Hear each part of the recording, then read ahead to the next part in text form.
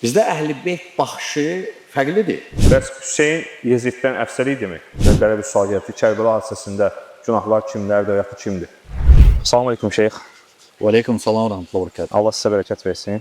Sağ olun. Sağ olun. Bugünkü sual cavabı istəyərdik ki, Məhərrəm ayı barədə edək. Bəli. İlk öncə öyrənmək istəyirik ki, Məhərrəm ayı nədir və niyə bu adla adlanır? Bismillahirrahmanirrahim. Elhamdülillahi və və salatu və salamu alə mən lə nəbiyyə bədə əmmə bə'd. Selamun aleyküm və rəhmətullah və bərəkət. Aleyküm salam. Bu Məhərrəmli ümumiyyətlə bəli ayın adıdır. Və o hicri tarixinə fikir versək 12 aydan ibarətdir. İl, bir il. Və Məhərrəmli birinci aydır. Yəni başqa mənada desək, Məhərrəmli girişi yeni ilin girişidir. Yeni ilin girişidir. Və birinci aydır və Məhərrəm ay adi aylar kimidir, başqa aylar kimidir. Nəsə bir xüsusiyyəti və s. başqa aylar kimidir. Sadəcə Aşura günü var.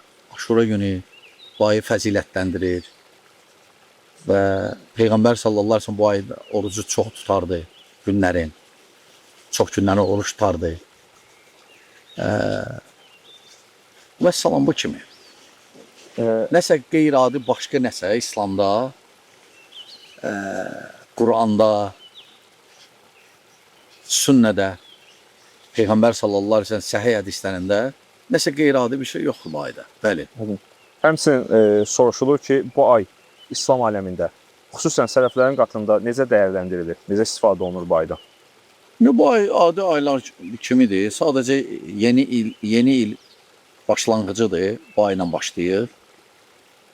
Və təbii ki, insan daima belə münasibətlərdə papağını qoyub qabağına fikirləşir. Özünü hesaba çəkir. Deyir ki, keçmiş il bitdi, təzə il gəldi. Mən nə səhvlər eləmişəm, nə düz eləmişəm. Səhvlər eləmişəmsə dəyişiliyim, tövbə eləyim. Düz eləmişəmsə o əməlləri daha da artırım. Özünü hesaba çəksin. Xüsusən belə münasibətlərdə. Bu kimi. Vəssalam. Həmçinin belə başa düşülür ki, bu aya matəm ayı demək doğru deyil. Ümumiyyətlə İslamda belə ay yoxdur ki, hansısa ay matəm ayı olsun. Yoxdur belə şey İslamda. Nə Quranda, nə sünnədə belə şey gəlməyib. Bu Məhərrəmlə bilirsiniz, Məhərrəmlə bağlı o hadisələr ki var, bunlar əsas din kamil olandan sonra baş verib. Yəni bu dinlə heç bir əlaqəsi yoxdur. Din nə idi? Din Peyğəmbər sallallahu əleyhi və səlləm vaxtında din o idi. Ona görə Allah Taala buyurur ki, xüsusən Peyğəmbər sallallahu əleyhi və səlləm həcc elədi və s. Allah Taala buyurdu ki, "El-yevm ekmeltu lekum dinakum." El-ayə. Yəni bu gün sənin dinini tamamladım. Və ona görə dinimiz kamildir. Və bu ayənin mənası nədir? Bu ayənin mənası odur ki, əlavəyə ehtiyac yoxdur. Və bu ayə Peyğəmbər sallallahu əleyhi və səlləm həyatının sonuna yaxın axırıncı ayələrdən biridir. Və nə sonradan baş verib, o dinlə əlaqəli deyil. Ola bilər siyasi məsələlərdir və s. amma dinlə əlaqəli deyil. Biz əgər dindən danışırıqsa, din budur. Vəssalam. Belə matəm ayı yoxdur əslində İslamda. Yoxdur. Bəli. Kərbəla hadisəsi bu aya təsadüf edir. Və orada günahkar kimlərdir? Və belə bir sual gəldi. Kərbəla hadisəsində günahlar kimlərdir və ya kimdir? Bilirsiniz, Kərbəla hadisəsi əsas günahı daşıyanlar küfəlilərdir. Hüseyn radiyallahu anh'ı çağıranlar. Hüseyn radiyallahu anh'ı çağıranlar. Günahın ən böyüyü onlardadır. Sonra orada bir neçə qism var, günahkarlar. Ən böyüyü günahı küfəlilərdir. Hansı ki, Hüseyn radiyallahu anh'ı Allahdılar, çağırıb. İkinci o hansı ki Hüseynlə radiyallahu anh'la döyüşən qoşun Yezidin qoşunu, hakimiyyət qoşunu onlardı, onların başçıları. Və təbii ki, üçüncü qism, təbii ki, Yezidin də payı var orada. Günahkar olmasında, bəli. Həmçinin bu mövzuya toxundu. Sualların içində var ki, bu səbəblə Yezidə lənət oxumaq olar. Bilirsiniz, belə şey yoxdur, Yezidə lənət İslamda. Nə ki Yezidə? Yəni, İslamda gördünüz ki, Peyğəmbər sallallahu aleyhi ve sellem kiməsə lənət eləyib. Var ki, bəzi kafirlərə istisna və ümumən Peyğəmbər sallallahu aleyhi ve sellem lənəti ümumi olub. Məsələn, içki içənlərə, məsələn, başqa əməl böyük günah sahiblərini ümumən lənət deyil. Amma fərdi şəkildə lənət gəlməyib, yox. Lənət gəlməyib. Fərdi şəkildə hansısa bir müsəlmanı lənətləmək, özdə bunu adəti çevirmək. Bəzi Allah'ın zikirlərin yerinə onu qeyd eləmək. Belə şey yoxdur İslamda. Bəli. Həmçinin Yezid rəhbər kimi bu hadisəyə görə məsuliyyət daşıyırmı? Əlbəttə, Yezid daşıyır, əlbəttə. Yezid daşıyır. Lakin, bilirsiniz nə var? Yezid o vaxt hakim idi axı. Hakim idi. Və Allah subhanət hələ necə deyir? Tilka ummatın qad xələt. Yəni, onlar bir qövm idi. Onlar keçdilər. Allah Taala sonra deyir ki, həmən ayədə Allah Taala onlar barədə sizdən soruşmayacaq. Yəni, nələrsə olub, nə ki Kərbala, başqa hadisələrdə. Qabaq, sonra. Onlar barədə bizdən soruşmayacaqlar. Biz onlar barədə məsuliyyətli deyilik. Yəni, xüsusən də Quran-ı Kərimə fikir verəndə, Peyğəmbər sallallahu aleyhi ve sellem səhiyyə hədislərinə, orada hər kəs öz gününə narahat olacaq. Özün fikirləşəcək. Hətta ana öz uşağından uzaqlaşacaq ki, mənim əməllərim özümə. Hətta Peyğəmbərlər. Ona görə bilirsiniz, biz qiymət vermək üçün ümumi baxmaq lazımdır. Dar çərçivədə yox, bir dənə hadisəni götürüb onun üzərində dayanmaq. Biz baxırıq qiyamətə, biz baxırıq ümumən dinə, Peyğəmbərimizə, o necə münasibət qururdu. Ondan sonra öyrənib və düzgün addım atırıq. Düzgün baxışla baxırıq. Yoxsa bir dənə hadisənin üzərində durub hər şey İslam dinin onunla müqayisə eləyib, onunla yaxşını, pisi ayırmaq elə şey yoxdur dində. Aynındır ya? Aydın. Bayan. Belə maraqlı bir sual var. Yəni, Hüseyin, Həsən, Əli radiyallahu anh və digər Əhl-i Beyt Kərbəla hadisəsi baş verməmişdən öncə Məhərrəm ayını necə keçir edirlər? Xüsusən də bu ayda olan Aşura orucu var. Ona necə yanaşırdılar? Adi ay kimi necə Peyğəmbər sallallahu aleyhi ve sellem deyib, edib, onlar da elə keçirdilər. Aşurada oruç tuturdular. Çünki Peyğəmbər sallallahu aleyhi ve sellem Aşura günü oruç tövsiyə edib bizə. Peyğəmbər sallallahu aleyhi ve sellem oruç tutardı. Sadəcə bir gün qabağına ya bir gün sonrana fərqi yoxdur.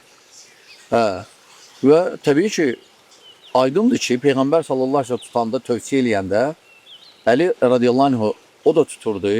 Həsən radiyallahu anh, Hüseyin də radiyallahu anh, onlar da tuturdular. Yəni ondan qabaq oruç tutulurdu. Bəli. Aydın. Həmin Aşura günü ilə bağlı məsələ odur ki, onlar Əhl-i Sünnəni Əhl-i Beyti sevməkdə ittiham edirlər. Lakin Əhl-i Sünnə Əhl-i Beyti sevməklə yanaşı onların tutduğu kimi oruç tutardı. Əhl-i Beyt sevənləri, dildə onu deyənlər isə bu ayda bəzi adətlər edirlər. Onlardan biri də hədiyidir.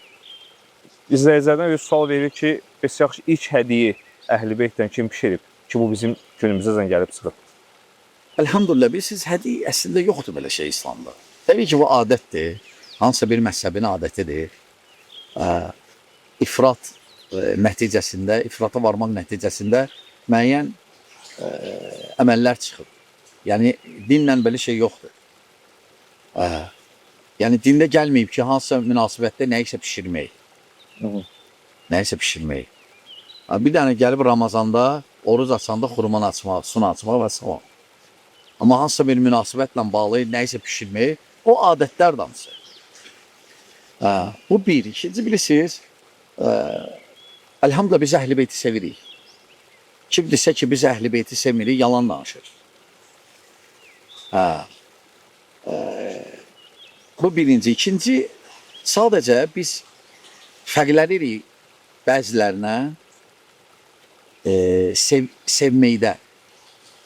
Bizdə sadəcə biz onlara baxışımız, baxırıq necə başqalarına, sahabələrə, Peyğəmbərə, sallallahu aleyhi ve sellemə. Allah aşkına. Yəni çalışırıq ifrata varmayaq, ifratdan çəkinirik. Nəinki Əhl-i Beyt barədə, hətta sahabələr barədə də. Hətta Peyğəmbər barədə də.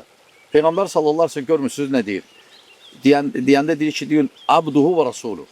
Allahın qulu, solu rasulu. Yəni orada rədd dilir xaspərəstlərə, başqalarına ki, Peyğəmbərimiz sallallahu aleyhi ve sellem Allahın qulu idi. Sonra Peyğəmbər oldu ki, ifratı qabağını alsın, ifratı bağlasın. Allah subhanahu teala da buyurur ki, ifrata varmayın, dinimizdə ifrata varmayın. Və biz Əhl-i Beyti sevirik, elhamdülillah. Sadəcə birinci ola bilən hansısa firqə ifrata varır. İkinci, Əhl-i Beyt baxışı özü fərqlidir bizdə, başqalarına. Məsələn, elə firqə var ki, Əhl-i Beyti ancaq müəyyən sayda adama qəsd edir. Amma bizdə yox. Bizdə Peyğəmbər sallallahu aleyhi ve sellem zövcələr Əhl-i Beytdir. Peyğəmbər sallallahu aleyhi ve sellem zövcələr Əhl-i Beytdir. Əli bin Əbi Talib radiyallahu anh'ın, Ömər Xattamın qaynatasının qardaşları, Aqil, Cəfər, Abbas, bunlar hamısı Əhl-i Beyt görürük biz. Sonra Əhl-i Beytdən görürük, məsələn, Həsən və onun övladları, oğlanları, qızları biz ola Əhl-i Beyt görürük.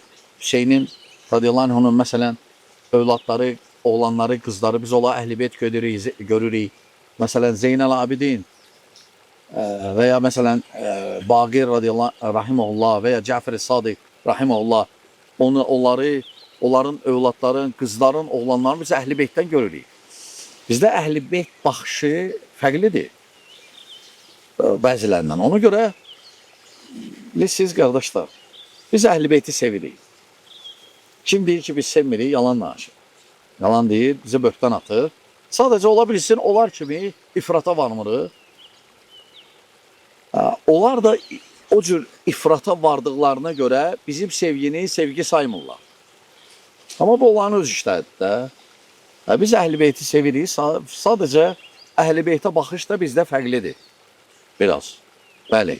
Baxın.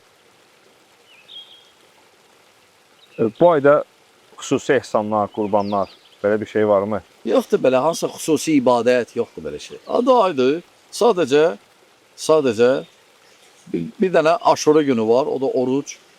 Aşuranın Məhərrəmin 10-u olur. Məsələn, 9-dan 10-u tutmaq olar, 10-dan 11-i və salam və əlavə, məsələn, kim istəsə oruc. Və salam. Peyğəmbər sallallahu aleyhi ve sellem Aşura orucu barədə deyib ki, bir il keçmiş günahları yuyur, kiçik günahları. Böyle fəzilətlidir. O da Musa ilə bağlıdır. Musa aleyhissalamla. Və salam. Nəsə qeyri-adi bu ayda ibadət. Belə şey yoxdur yəni müsəlmanlarda. Sadəcə ola bilər idi İslamda hansısa bir təriqət, nəsə seçim hansısa ayı və s. Əslində yoxdur belə şey. Bəli. Şeyx, hər hansısa bir bazarda, dükanda su və yaxud da çay təklif olunur və deyilir ki, təmənnasızdır, imam ehsanıdır. Bunu qəbul etmək doğrudurmu? Siz tutaq ki, görüb ehsanına götürüb su üçün, o demək deyirsən dindən çıxdın, bir şey yoxdur, susamısansa. Amma mənə gəlir ki, imamlar, məsələn, tutaq ki, kimlər ki, qəsd edir, Əli bin Əbi Talib radiyallahu anh və ya Həsən, Hüseyin radiyallahu anhuma və ya başqaların onların ehsana ehtiyacı yoxdur. Ehsana ehtiyacı yoxdur. Yəni, ehsan versinlər, bir sənə ehsan verirlərsə, qoy özü ata, anası üçün, ölmüşlər üçün versinlər. Bu daha yaxşı olar, onların özləri üçün. Lakin indi görürsünüz ki, İslamda məhzəblər var da, onların yanaşmaları fərqlidir, baxışları. Sual var ki, Əhl-i Sünnənin Hüseynə münasibəti necədir? Əhl-i Sünnə Hüseynə münasibəti budur ki, bəli, Hüseyn sahabidir, bir. Hüseyn Əhl-i Beytdir radiyallahu anh 2 Peyğəmbər sallallahu əleyhi və səlləm nəvəsidir. Ali ilə Fatimə radiyallahu anhmanın Övlad. övladıdır. Ömər və Xattabla qohumdur. Bacısını alıb Hüseynin. Və salam. Yəni biz onu sevirik elhamdülillah. Və təbii ki biz razı deyilik onu o cür öldürməklə. Lakin bu bir tarixi hadisədir olub. Və salam. Yəni biz onun üzərində dayanmamışıq. Çünki belə tarixi hadisələr çox olub. Lakin biz hər tarixi hadisələrə belə üstündə dayanmırıq. Hüseyin də həmçinin radiyallahu anh. Aydındır? Aydın. Bildiyimiz kimi hətta bəzi sahabələr digərlərinə əfsər olublar. Bəs Hüseyin Yeziddən əfsər idimi? Bu münasibətlə bəziləri Yezid Hüseynin tozundan çata bilməz deyir. Bu Deyə ifadə bilərlər elə. Sadəcə təhqir mənasında deməsinlər. Sadəcə o mənada ki, yaxınlaş, müqayisə düzgün deyil, o mənada deyə bilər. Yezid heç vaxt Hüseyndən əfsəl ola bilməz və ya bərabər ola bilməz. Ne üçün? Yezid birinci sahabi deyil. Yezid tabiindir. Tabiin heç vaxt sahabədən üstün ola bilməz. Və ümumiyyətlə, belə müqayisə eləmək düzgün deyil. Hüseyin Əhl-i özdə sağ olarkən cənnətlə müjdə olanlardan biridir. Necə ki, qardaşıyla, Həsənlə, radiyallahu anh. Aydın. Deməli, Hə. Peyğəmbərlər, hətta bəziləri biri digərindən üstün olublar. Həmçinin sahabələr də biri digərindən üstün olublar. Belə bir sual var ki, Əhl-i Beytdən olmayan sahabə, lakin sahabə olmayan Əhl-i Beyt, bunların müqayisəsində hansı üstündür? Bilirsiniz, sahabələrin arasında bəli. Məsələn, Peyğəmbərdən sonra bizə görə, Əhl-i Sünnəyə görə bir şey də qeyd eləmək istəyirəm. Bu, məsələn, tutaq ki, hansısa kimsə çıxır YouTube'da, məsələn, Rafizidir, başlayır Vahabilər. Başlayır, nə bileyim, Qədir Xonsar. Bu Vahabilərin məsələsi deyil, bu Sünnilərin məsələsidir. Sadəcə, bəziləri Vahabi sözü elə-belə bəhanədir. Sünniləri vurmaq üçün Vahabi deyir. Amma əslində, bu Sünniləri vurmaqdır, Sünniləri təhqir eləməkdir. Sadəcə, çoxsu olub üçün avamdır, cəmaat. Tuta bilmirlər o söhbəti. Bu Vahabiliklə nə əlaqəsi var? Birinci Vahabilik yoxdur belə şey. İkinci də bunun hansısa bir firqə əlaqəsi yoxdur. Bu ümumən sahabələr Sünniləri məsələsidir. Sünnilərin məsələsidir. Sual necə idi? Sual ki, sahabə olub, Əhl-i Beytdə olmayan bir Amma kəs. qaldı ki, bizə görə məsələn, bizə görə Peyğəmbərdən sonra ən əfzəl Əbu Bakırdır. Sonra Ömər, sonra Osman, sonra Ali. Həmçinin var sahabələr 10 nəfər cənnətlə müjdələnən. Həmçinin var sahabələr Bədirdə iştirak edənlər. Həmçinin var qism, orada qismlərdir. Bəlkə də 10 qismdən artıqdır. Əfzəliyyət söhbəti, xüsusilik söhbəti. Məsələn, ağac altında beyət edənlər xüsusidir. Olan ki də Əhl-i Beyt xüsusidir. Deyək ki, Əhl-i Beyt əfsəldir sahabələrdən, sahabə olan Əhl-i Beyt, o hələ müqayisə eləmirik biz. Əhl-i Beytin xüsusi yeri var. Xüsusi, sahabələrin içində. Bəli. Sualdır ki, Necə ki, Peyğəmbər sallallahu aleyhi ve sellem zövcələri də sahabələrdir, lakin xüsusi yeri var. Biz demirik Peyğəmbər sallallahu aleyhi ve sellem zövcələri sahabələrdən ən əfsəlləridir, yox. Bəli. sual həmçində belədir ki, Əhl-i Beytdir, lakin sahabə deyil. Onun sahabədən üstünlüyü varmı Əhl-i Beyt Yox, olmasına görə? sahabələr hamısından üstündür. Lap Əhl-i Beyt olmayan, sahabə olmayan Əhl-i Beytlərdən də üstüdür. Sahabələr üstündür hamısından. Peyğəmbərdən sonra, sallallahu aleyhi ve sellemdən sonra sahabələr gəlir. Bəli. Aydın. Çünki indi də məsələn Əhl-i Beyt ola bilsin var. Əhl-i Beyt ola bilsin var, bəli. Və o da belə saat hansı Əhl-i Beyt indi ki, məsələn Muaviyyədən və ya Əlidən və ya Ömərdən Allah onlardan razı olsun radiyallahu anhum əfsəldir. O da söz demək düzgün deyil. Bəli. Son olaraq sual belədir ki, Əli və Muaviyyə, Hüseyin və Yezid bu kimi münasibətlərdə biz necə bir yol tutmalıyıq? Onlar bizdən qabaqki əsrlərdə olublar və o əsrlərdə baş verib bu hadisələr. Biz bu hadisələrə necə yanaşmalıyıq? Axirətimiz üçün hansı daha yaxşıdır? Bu bir tarixi hadisədir. Necə Allah Taala da buyurur ki, tilka ümmə. Onlar bir ümmət idi. Bura hamısı daxildir. Onlar da daxildir. Tilka ümmetun qad xalet. Yəni onlar artıq keçiblər. Yəni bizə onlar barədə soruşulmayacaq biz. Onlar barədə soruşulmayacaq. Ona görə biz bilirik o hadisələr bizim də xoşumuz gəlmir. Biz də narazıyıq. Amma hansısa bir hadisənin üzərində dayanıb bütün dini onunla yozmaq, onunla ölçmək hələ şey düzgün deyil bizə görə. Son olaraq sən məsləhət istəyirik, tövsiyə istəyirik ki, bu Aşura günü ilə bağlı necə hansı əməllər etsinlər, oruç tutsunlar və yaxud da fəziləti nədir? Bu barədə xatırlatma edərdiniz. Aşura günü İslamda öncə də var idi. Musa aleyhissalamla bağlıdır. Musa aleyhissalamla o da Firavuna qalib gəldiyi gündür. Ona görə hətta Peyğəmbər sallallahu aleyhi ve sellem gələndə gördü ki, oruç tuturlar. Peyğəmbər səbəbini bilmirdi. Çünki Məkkədə tuturdular Aşuranı. Sonra Mədinəyə gələndə gördüm tuturlar Mədinədə, səbəbini soruşdu ondan. Yahudilər tuturdu özü də. Yahudilər. Və siz də tutursunuz. Onlar da dedilər ki, bununla bağlıdır. Dedi ki, biz daha haqlıyıq. Musa aleyhissalama nisbətini özümüzü. Və əmr etdi ki, biz də tutaq sadəcə bir gün qabaqla ya bir gün sonrana. Ki, oxşamayaq. Vəssalam. Yəni, bununla bağlıdır. Biz də davam edirik onun. Vəssalam. Hansı daha yaxşıdır? Bir gün qabaq, bir gün sonra yoxsa 3 gün? Fərqi yoxdur. Orada 4 hal var. Bir gündə tutmaq olar. Ya bir gün qabaqla, ya bir gün sonrana, ya da 3 günü. Aydın. Vəssalam. Allah sizə bərəkət versin. Allah razı olsun, Allah kömək olsun. Salam aleyküm. Aleyküm salam.